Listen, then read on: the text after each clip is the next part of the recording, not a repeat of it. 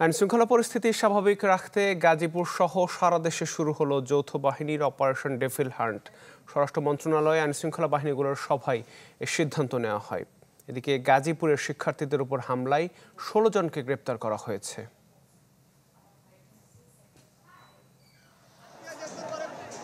ছাত্র আন্দোলনের মুখে পলাতক শেখ হাসিনার ভাষণের প্রতিক্রিয়ায় ধানমন্ডি ৩২ নম্বরে শেখ মুজিবুর রহমানের বাড়ি ভাঙার মধ্য দিয়ে ঘটনার শুরু।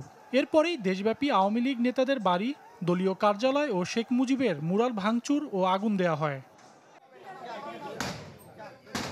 সাবেক রাষ্ট্রপতি আব্দুল হামিদ ও সাবেক সেনাপ্রধান মইনুল আহমেদের বাড়িসহ ৩ দিনে অন্তত ৩৫ জেলায় আওয়ামী লীগের সাবেক মন্ত্রী, এমপি ও নেতাদের বাড়িঘর ভাঙচুর করা হয়।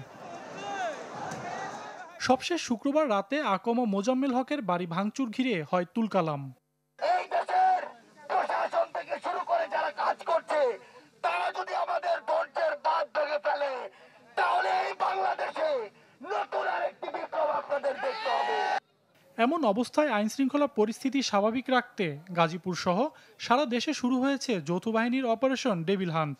স্বরাষ্ট্র মন্ত্রণালয়ে আইনশৃঙ্খলা বাহিনীগুলোর সভায় এ সিদ্ধান্ত নেওয়া হয়। প্রত্যাহার করা হয় গাজীপুর সদর থানার ওসিকে।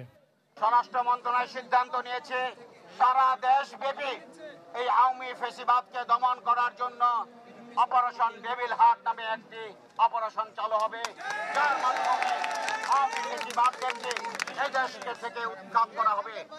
এদিন সকালে বঙ্গবন্ধুর মুরাল অপসারণ করা হবে এমন খবরে নিরাপত্তা ব্যবস্থা বাড়ানো হয় সুপ্রিম কোর্ট এলাকায়।